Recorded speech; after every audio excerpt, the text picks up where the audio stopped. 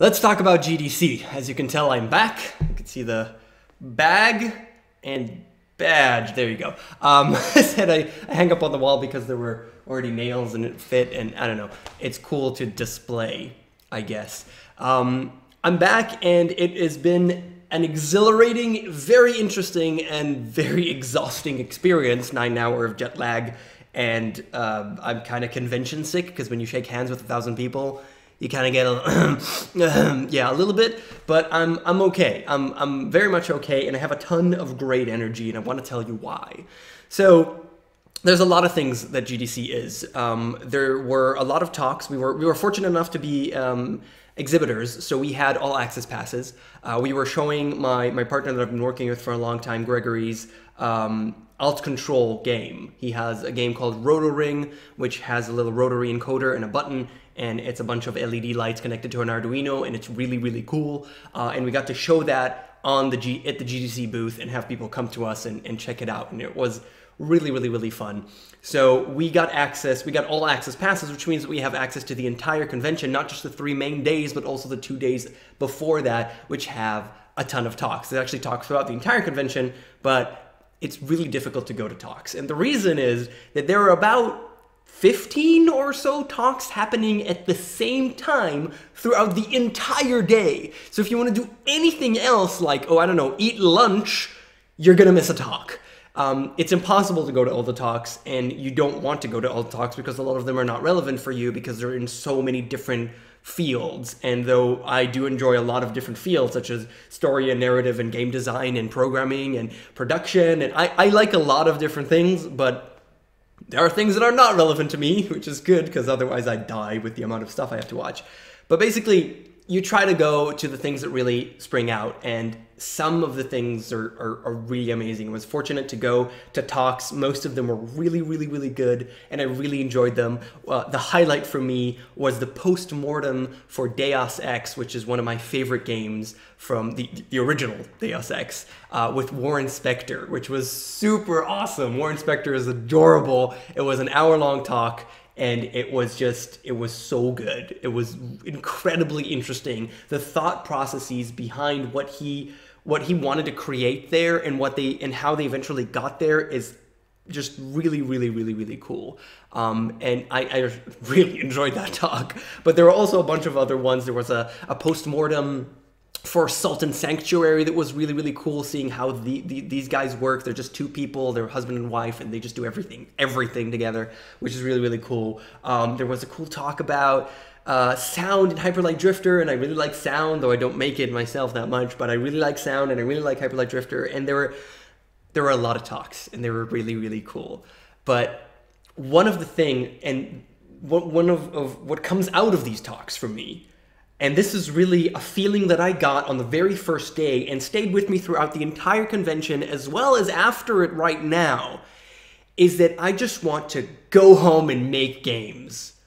That's just the thing that I felt immediately. I want to go home and make games. Everything that you're saying is really cool, and I really appreciate this talk, and can I go home and make games now?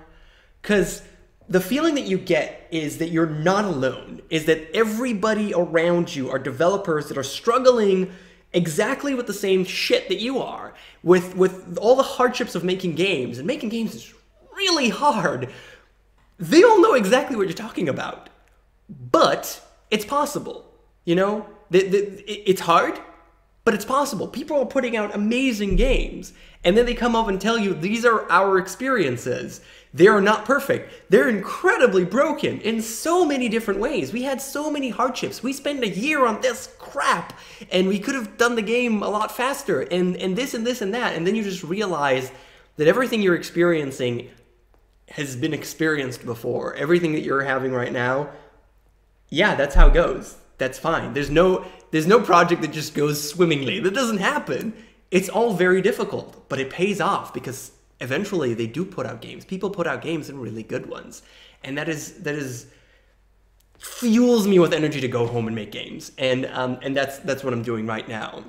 I'm really, really happy to start working very, very soon. When I say very soon, I mean tomorrow, with a new company on a few projects that I obviously can't talk about right now. But these are a few projects that we're gonna start moving forward. I'm coming in to help out on 2 of them and maybe the 3rd one, and it's gonna be really, really cool. Also, I'm working on my own games with Gregory. We were talking to a mobile publisher about our mobile game, about Ambi, if you remember that. That's very old, but we're still working on that very slowly. And we want to put this out this year, like in the next couple of months. We want to put that out and start working on our next game, which we already know what we want to make. And on top of that, I want to make my own thing. I've got a million ideas, and I've got a million... Well, not a million. I've got a few of them that are actually fleshed out to some extent. And one of them that I've really, really wanted to work on, I decided, screw it, I'm going to work on this right now. I was kind of waiting for an artist because I kind of really wanted to make it 3D. And I'm not an artist. I can do a lot of things, but art is not one of them.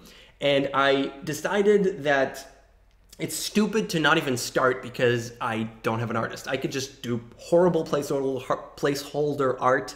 And there's a lot to do before I even get to the point when I need art. So I could just start working on it and hope that something comes along the way, or at least I have something to show before that. And it's gonna take a lot from me because I'm doing 15 different things at the same time, but I'm gonna start working on it at least a few hours a week. I think I'm gonna just put out, 3 hours now, I'm gonna just work on this project. I don't care about anything. And you gotta start somewhere, you gotta do something. So I'm gonna have a bajillion projects happening at the same time. Very soon I will have a new computer, which means I can start recording things and I can start playing the huge amount of games that has come out that I have not played. One of them was obviously Tyranny that we want to play on this channel.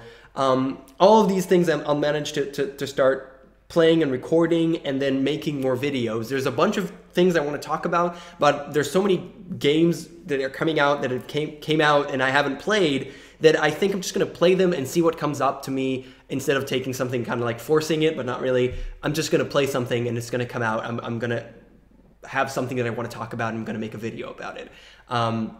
Like as organically as possible, you know? So I don't know when the next one's coming out, but I'll let you know what's up. And on top of that, once I get my new computer, I'll be able to stream, which I very much want to do. I have no idea when. I don't think it's going to be on a schedule. And I can only hope to tell you a few hours beforehand on Twitter. So if you're in any way interested in watching me stream some games, I don't even know what. Probably it might just be me playing some Duelist, and hoping to hang out with some people on stream, on chat, which will be just really fun for me. I don't know when. Follow me on Twitch. It's the description, and on Twitter is the best way. I'll try and notify before I go live, and I'll try and be live for a good amount of hours instead of like for an hour. Oh, you missed it. No, I'll try to be actually live, and hope that some of you that are watching this are interested in that. And there's so many things that I want to do, and I have so much positive energy right now, even with the being a little bit sick. And I think that's the great stuff that came out of GDC. There's obviously a lot more that I can say. We could talk about more specific talks. I could tell you about all the indie devs that I met and all the cool people that I talked to making all kinds of really cool games, and how we wanna do Rotoring, the alt control thing, that we wanna do a lot of stuff with it. And there's so much more to say, but I don't want to make a 40-minute video. I just want to tell you and give you an update. You know, I like updates. We're good with updates so far. We've got like 3 updates and no actual content. But I'm filled with positive energy, and I want to move forward, and I want to move forward at breakneck speeds as much as I can. And I really hope that the cake that I just made came out well. I'm waiting for it to cool, and I'm going to celebrate by eating a giant slice, and hopefully it's not burned. That's the one thing. You know what? I'm going to show you the cake. I just never do this. I'm going to show you the cake. There you go. I'm going to show you the cake that's cooling right now. It's a very simple chocolate cake. Check this out. I made a cake.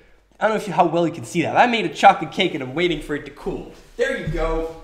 There you go. How about that? Can't get more real making videos than that. I just showed you the cake I just made. So I'm going to go eat that. Hopefully that's cold by now. And thank you so much for watching, and I'll see you guys next time.